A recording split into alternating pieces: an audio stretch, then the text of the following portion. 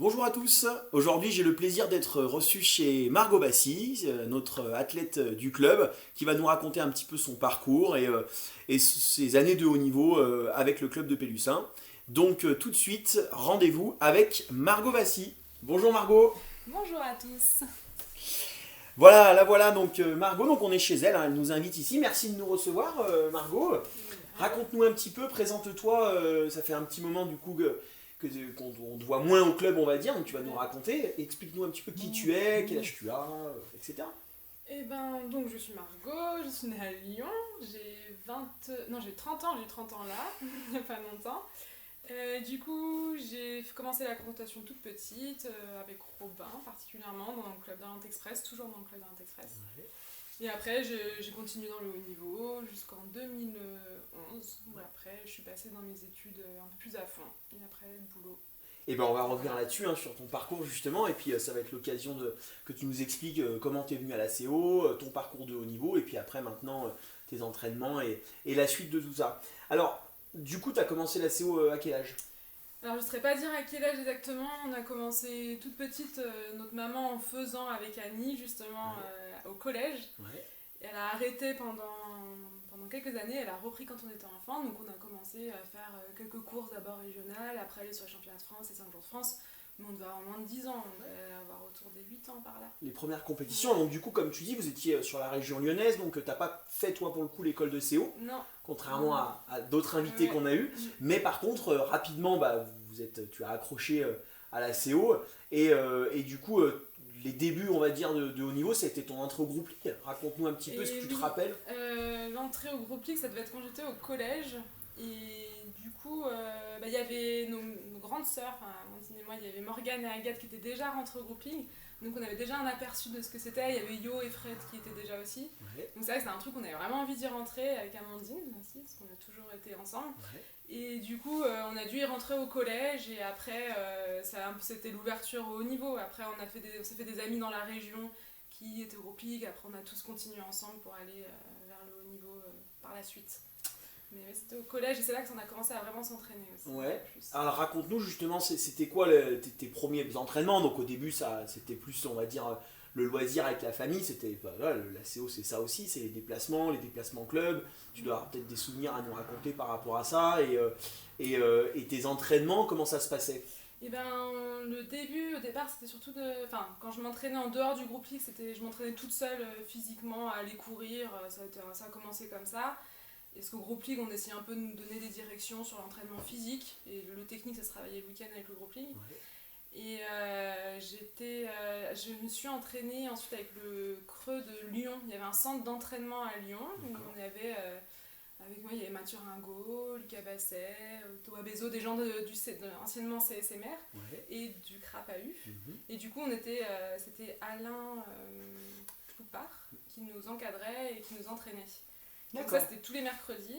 Et il y avait aussi Amandine, Morgane qui sont au club, qui venaient aussi, avec nos parents qui nous trimballaient un peu de partout. Donc ça, c'était les entraînements du mercredi. Et après, on avait les week-ends groupe League où là, on travaillait le physique, on travaillait la technique en forêt, avec les courses de nuit, tout ça. Donc finalement, ça a été ta vraie première entrée dans le haut niveau, ça a Ouais. été avec le Creux de Lyon. Avec Lyon, ouais. Avec, disons, une organisation de l'entraînement Ouais. qui t'a permis Mm. de petit à petit rentrer donc, au groupe France.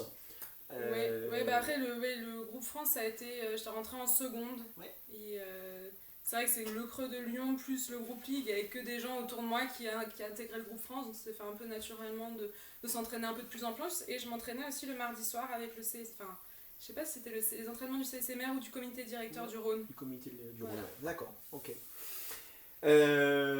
En parallèle de ça, donc dans tes études, après le lycée, tu as continué le haut niveau. Ça a été compliqué. Raconte-nous, hein, ce que tu as fait. Après, alors, Parce que c'était pas évident d'allier tes ouais. études et le haut niveau. Donc, mais tu as réussi. Oui, Tu as réussi ouais. pendant plusieurs années. Donc raconte-nous comment tu avais jonglé et ce que tu as fait du coup. Bah, du coup, c'est vrai que déjà, juste au lycée, le fait que je sois pas dans la ville de mon club, que je sois pas non plus tous les autres de Rhône-Alpes étaient à Grenoble et s'entraînaient tous ensemble. Moi, j'étais à Lyon. Il y avait Isia, mais qui n'était pas encore au niveau, qui était sur Lyon aussi. Du coup, j'avais les entraînements le mardi, le mercredi, mais après, tout le reste, c'était moi qui devais m'entraîner un peu toute seule, aller faire du fractionné, des séances toute seule à côté de chez moi. Et ça, c'est vrai que je me rappelle Carole qui disait qu'elle avait du mal à trouver la motivation là-dedans. Et ça, moi, c'était pas trop un problème. J'aimais bien aller courir, me faire un fractionné, m'entraîner, se pousser un petit peu. Et puis même les week-ends, quand on avait des programmes, c'était Tom Antoine, le coach de Grenoble, qui nous faisait nos programmes d'entraînement. Et du coup, je suivais bien les programmes, je faisais mes séances le week-end. Enfin, à ce niveau-là, j'étais assez studieuse. Okay. Et après, ça arrivait effectivement de plus en plus sérieux. Et quand je suis arrivée en études de kiné, j'ai dû arrêter déjà pendant la première de médecine pendant 1 an de m'entraîner parce que j'avais plus tout le temps et je faisais que bosser. Et après, là, j'ai dû reprendre vraiment sérieusement parce qu'un an de perdu où je courais qu'une fois par semaine, j'avais beaucoup perdu physiquement. Ouais. Et du coup, là, j'ai repris bien sérieusement et c'était plus compliqué parce qu'entre les stages pratiques de kiné, les examens et l'école ne m'arrangeait pas spécialement pour mes horaires. Il fallait trouver le temps de s'entraîner, le temps d'aller en stage, le temps d'aller en week-end. Je m'entraînais pas mal avec Perrine Obstetar qui était aussi sur Lyon. On allait le matin avant d'aller en cours, le soir en sortant. Donc ça, je l'ai fait pendant 1 an et demi, 2 ans. Et au bout d'un moment, c'était plus gérable. Quoi. Ouais, ça faisait beaucoup. Tous mes amis faisaient la fête tout le temps, moi j'étais tout le temps en compète les week-ends, aux entraînements. Au bout d'un moment, je me suis dit, bon, qu'est-ce que j'y gagne? Est-ce que je me fais encore plaisir? Je passais en senior. L'ambiance n'était pas la même en senior, c'était beaucoup plus compète, les filles c'était semi-pro. Et là, j'ai fait le choix d'arrêter et de continuer dans les études. Alors on reviendra du coup sur maintenant ton métier de kiné et comment ça se passe maintenant que tu vis sur la région grenobloise. Alors je reviens donc sur tes premières compétitions internationales, donc tu as commencé finalement en 2007 avec les EIOC et puis avec la GEC également. Raconte-nous un petit peu ces premières expériences de compétition internationale, comment tu es arrivé là-dedans. Finalement tes premières sélections ça a été presque un peu une surprise. Pour toi? Oui, c'est vrai que alors, les toutes premières, j'avais été sélectionnée remplaçante aux EIAC, mais alors je sais plus en quelle année c'était, du coup on recherchait tout à l'heure, ça doit être en 2006, où je m'y attendais pas du tout, et du coup j'ai été vraiment surprise, j'avais pas trop compris ce qui se passait, puis bon, du coup j'étais pas allée, c'était que remplaçante, et après là, pour le coup, après je me préparais vraiment à ça, et vu qu'on avait toujours la même bande de copains avec Lucas Basset, Théo Florent, Mathieu Ringo, qui eux y allaient, c'est vrai que ça donnait encore plus envie d'y aller, d'être avec eux. Et du coup, après, premier championnat d'Europe en Hongrie, c'était ma première compétition. En 2007. En 2007, voilà. Ouais. Donc 2007, championnat d'Europe cadet en Hongrie. Voilà. Alors, voilà, c'est un beau déplacement, la Hongrie. Comment ça se passe? Comment tu es arrivée là-bas? Est-ce qu'il y avait du stress? Est-ce que tu étais confiante? Comment ça s'est passé? C'est vrai que c'est un peu la découverte les premiers quand même. Donc, j'ai plus trop de souvenirs de ce que je ressentais à ce moment-là. C'est vrai que c'était un peu stressant, mais en même temps c'était mêlé avec de l'excitation, d'arriver là, de voir toutes les nations, de faire l'ouverture, la cérémonie d'ouverture. C'était un peu impressionnant tout ça. Après, sur les compètes, j'ai jamais eu trop de stress. J'ai toujours un petit peu, c'est normal, mais c'est vrai que j'arrivais plutôt bien à le gérer. On avait Thomas Antoine qui nous avait assez bien coaché là-dessus, nous rappelait qu'on devait toujours se faire plaisir, que c'est ce qu'on savait faire, que c'était comme à l'entraînement, que au final c'était rien de plus que comme on faisait d'habitude, il fallait juste faire ce qu'on savait faire. Du coup ça va, j'ai jamais eu trop de stress là-dessus. Mais bon, après, on n'est pas à l'abri des plantages. Ouais, bien sûr. Mais je me rappelle, toi, effectivement, tu étais quand même connu et reconnu dans le milieu de la CO pour ça. C'était vachement... parce qu'on savait que tu t'arrivais à vachement gérer ce stress, à travailler là-dessus. C'est plutôt quelque chose de positif. Voilà, ça arrivait plutôt... après, sauf des fois où c'est sûr que ça passait au-dessus, mais par exemple en relais, peut-être les courses, on a plus de stress parce qu'on ne court pas que pour soi, et on court pour l'équipe, et ça c'était mes courses préférées et où je performais le mieux, parce que c'est vraiment un truc où ça boostait à fond, qu'on soit en tête, qu'on soit derrière. Si on était derrière, on pouvait toujours attraper. Si on était en tête, fallait faire ce qu'on savait faire et garder son allure. Du coup, c'est vraiment un truc hyper stimulant et qui marchait plutôt bien. Et du coup, tu parles du relais et la passerelle est toute trouvée avec 2008 et 2008 avec la GEC, donc la Coupe d'Europe Junior. Et deuxième place pour vous, l'équipe de France en relais, avec Calizé, Yayar et Léa Versellotti. Donc voilà, là pour le coup, c'est une vraie performance. Deuxième sur une Coupe d'Europe, sur un relais, voilà, c'est pas rien.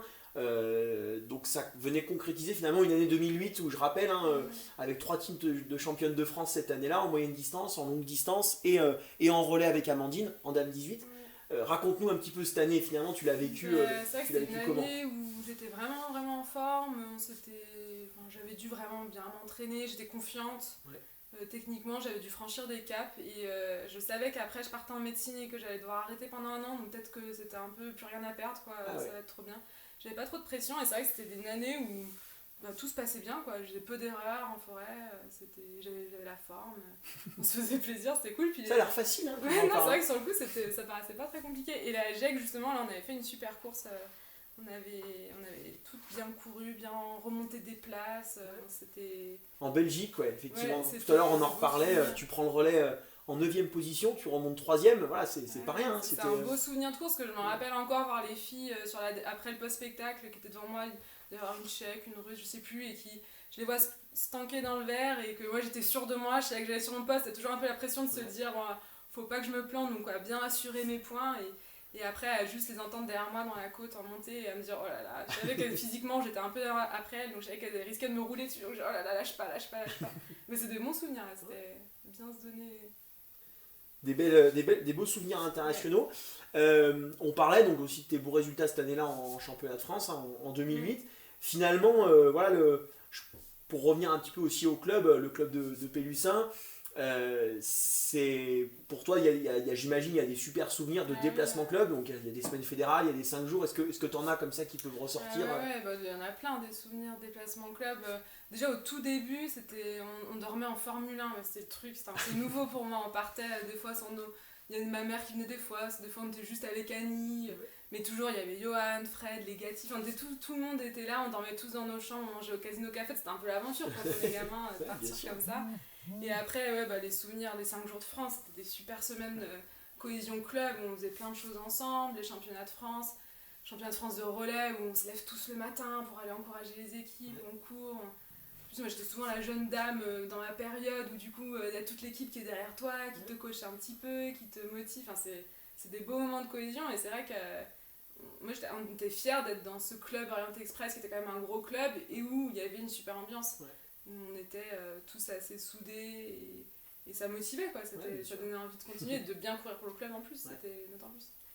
Puis de voir les anciens qui nous avaient commencé, Odette et Bernard Parel, et ouais, tout à fait, donc eux qui nous ont quand même beaucoup entraînés aussi. Bien sûr, qui ont été moteurs à ce moment-là, dans ces années-là au club, tout à fait, hein, sur les même entraînements. Quand ils venaient moins, ils s'informaient toujours, ils étaient... Donc si on continue sur 2008, voilà, tu étais encore junior à ce moment-là, et puis finalement la marche est franchie derrière, alors pas forcément en termes de résultats, mais c'est compliqué, mais en 2010, tu vas au championnat du monde junior, donc voilà, hein, c'est pas rien, un JO au Danemark en 2010. Raconte-nous un petit peu, est-ce que ça a changé des choses pour toi? Voilà, c'est un championnat du monde, c'est autre chose.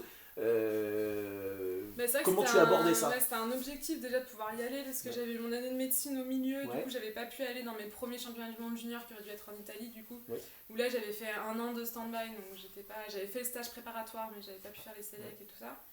Et du coup c'était déjà un objectif d'y aller, donc j'étais très contente de faire cette expérience. Et après, au niveau ambiance, ça changeait pas trop des compètes européennes, on retrouvait toujours la même personne. Nous on était toujours la même équipe de la même génération.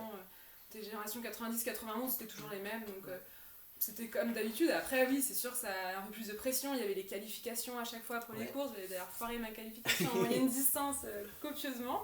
Mais du coup, c'est vrai que c'est peut-être un peu plus de pression. Et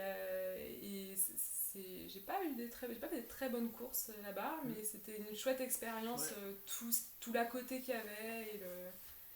Puis le fait d'avoir participé à un championnat du monde, c'est quand même pas rien. C'est quand même pas rien. Et puis voilà, après du coup tu nous expliquais que tes études ont pris un petit peu le dessus, donc à partir de 2010, donc après tu rentres en école de kiné, tu fais le choix de couper, d'arrêter le haut niveau, tu es toujours resté au club, tu étais au comité directeur du club aussi, donc voilà, oui bien sûr, tu étais aussi entraîneuse du groupe Ligue. Et comité directeur de la Ligue. Comité directeur de la Ligue.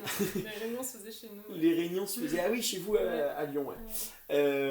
Alors du coup, voilà, tu as gardé une implication dans la CO. Pourquoi cette implication? Pour toi, qu'est-ce qui est important dans ce monde associatif qui est déjà, la CO? quand j'ai arrêté le haut niveau, j'avais pas envie d'arrêter la présentation en soi. J'ai continué de venir régulièrement, d'en faire. C'était juste d'arrêter le fait de s'entraîner tout le temps, en fait. Et de faire les compètes tout le temps. Mais c'est quelque chose qui m'a beaucoup manqué derrière. Les week-ends au niveau, c'était d'avoir la fatigue de fin des week-ends au niveau. Ça manque énormément, donc après je pense que j'ai jamais trop voulu couper avec ça. Puis après il y avait un peu effectivement de rendre au club tout ce qu'il nous avait donné, parce qu'on avait un club qui nous soutenait bien, nous emmènent partout, et du coup c'était un peu à notre tour aussi de participer à la vie du club, de transmettre un petit peu à des jeunes ce qu'on avait. J'ai pas coaché beaucoup de jeunes, j'ai eu Yona, Jacques Mince et tout, mais juste déjà d'aller pareil au groupe Ligue, de transmettre un peu nos expériences, la technique, parce que techniquement on avait pas mal bossé quand même sur tout. On avait fait des expériences un peu avec le Creux de Grenoble, justement, sur des stages où on remettait un peu tout en question, notre façon d'orienter, comment reprendre à zéro avec des algorithmes, des machins. Donc c'est des choses qui étaient intéressantes à transmettre à des jeunes qui débarquaient. Et, enfin, c'était bien. Je sais que de sources fiables, toi et Amandine, vous étiez vraiment appréciées en tant qu'entraîneuse au groupe Ligue. Bah oui, parce il n'y avait pas beaucoup de filles. Et c'est aussi en plus, tout à fait. Donc, moi j'ai pas fait très longtemps en groupe Ligue, mais c'est vrai qu'il n'y avait pas beaucoup de filles, et du coup... le côté mental des filles à coacher est assez intéressant, et déjà de leur expliquer comment on gère le stress, tout ça, c'est des choses que peut-être les filles gèrent un peu moins bien que les garçons, je sais pas pourquoi, c'est un peu inexpliqué, mais du coup c'est intéressant d'essayer de transmettre certaines choses là-dessus. Donc maintenant tu es kiné ici sur la région grenobloise, tu es notre kiné du club. Est-ce que tu arrives toujours un petit peu à t'entraîner? Je sais que là tu es blessé actuellement, mais voilà, est-ce qu'avec un peu de chance on peut te revoir sur des compétitions avec le club? Là, ça fait 3 ans que je suis un peu blessée au genou depuis les 5 jours de France à Font-Romeu, et c'est là que je me suis blessée à la suite des 5 jours où j'étais avec le groupe Ligue d'ailleurs. Et depuis, j'arrive pas trop à reprendre la course à pied, donc je prends plaisir à revenir de temps en temps sur les petites courses qu'il peut y avoir, ou même je m'étais inscrite au CNE cette année, mais j'ai pas, du coup ça a été annulé, mais voilà, j'arrive pas à reprendre la course à pied, mais si je reprends la course à pied, je veux revenir. On te reverra. Oui, je reviendrai, c'est sûr, ça manque. Bah oui, c'est sûr, et puis tu nous manques au club. Alors, pour finir un petit peu cette interview, si on devait ressortir un meilleur souvenir de compétition et un meilleur souvenir d'ambiance club, qu'est-ce que ça serait pour toi? Qu'est-ce qu'il pourrait y avoir? Meilleur souvenir de compétition, il y a... Un résultat, un podium, une ambiance. Oui, il y a eu les relais. Pour moi, c'est toujours les relais à chaque fois. Donc, il y a eu le relais des championnats d'Europe en Hongrie, on avait fini 4e. Relais de cette GEC, on avait fini 2e. Et après, les relais du club, où à chaque fois... des Fredo nous ont fait des courses où on est là à attendre jusqu'à la fin avec un Fredo qui sort de la forêt.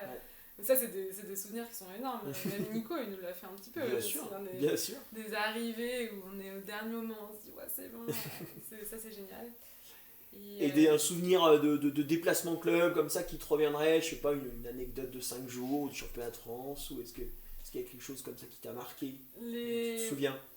Qui m'a marqué particulièrement, enfin c'est tout était bien, c'est vrai que les 5 jours c'est des semaines qui sont super, déjà on progresse énormément techniquement parce que le fait de courir chaque jour et après d'être avec le club en permanence, on se fait des petits challenges, des petits trucs, je trouve que c'est ça qui fait aussi qu'on sait pourquoi on en fait et pourquoi on continue après dans la compète ou pas, mais avec le club quoi. Et après, est-ce que tu as un pire souvenir à nous raconter? J'en ai pas tellement, j'ai réfléchi un peu. J'ai des mauvais souvenirs d'entraînement de week-end au niveau dans la neige, sur des longues distances où on est à presque 1h45 ou 2h en forêt, qu'on sent plus ses pieds, plus ses mains et qu'on n'a pas la caisse et qu'on est fatigué. Et là, on a qu'une hâte, c'est arrivé. T'es rentré. Ouais, ça c'est plus ce genre de choses. Il va peut-être fait arrêter le haut niveau au bout d'un moment aussi d'ailleurs, mais sinon, pas tant. Alors maintenant, avant de conclure cet entretien, une question que je pose à tous les invités, comment tu définirais l'orienteur parfait de... Alors, déjà, il faut que ce soit un bon coureur, ça c'est sûr. Ouais, ok, ça compte. Ça compte. Après, il faut être serein, du calme et de la concentration, quelqu'un qui est confiant, concentré et serein sur ce qu'il fait et sûr de lui. Et après, pour moi, il faut quand même fin technicien. Il faut arriver à... Je sais que moi, c'est la chose que j'avais un peu du mal à faire et que je pense qui est hyper importante, c'est que j'ai l'impression que les bons le font, c'est d'arriver vraiment à sélectionner ces éléments de la carte dont on a besoin et qui vont nous permettre d'avancer en simplifiant un maximum, en fait, mais en étant sûr de soi aussi. La lecture fine. Ouais, c'est lecture fine en sélection, quoi. C'est simplifier la carte. Donc ouais, j'ai l'impression... Pour moi, ce serait ça. Ça fait des bons. Ça fait un bon orienteur parfait. Merci Margot, merci de nous avoir reçus chez toi pour cet entretien, pour nous avoir parlé un petit peu de tes années de haut niveau, de ton parcours et puis maintenant de ta carrière professionnelle. On espère te revoir bientôt. Qu'est-ce qu'on peut te souhaiter pour la suite? Pouvoir recourir. Hein. Ouais. pouvoir recourir, revenir sur les CFC, les compètes. Et ben on te le souhaite. 5 jours. Et puis on a hâte de te revoir au club et de revenir participer avec nous aux différentes compétitions. Ah oui, moi aussi. Merci Margot. De rien. À bientôt. À bientôt. Merci à bientôt, tout vous. le monde. Au revoir.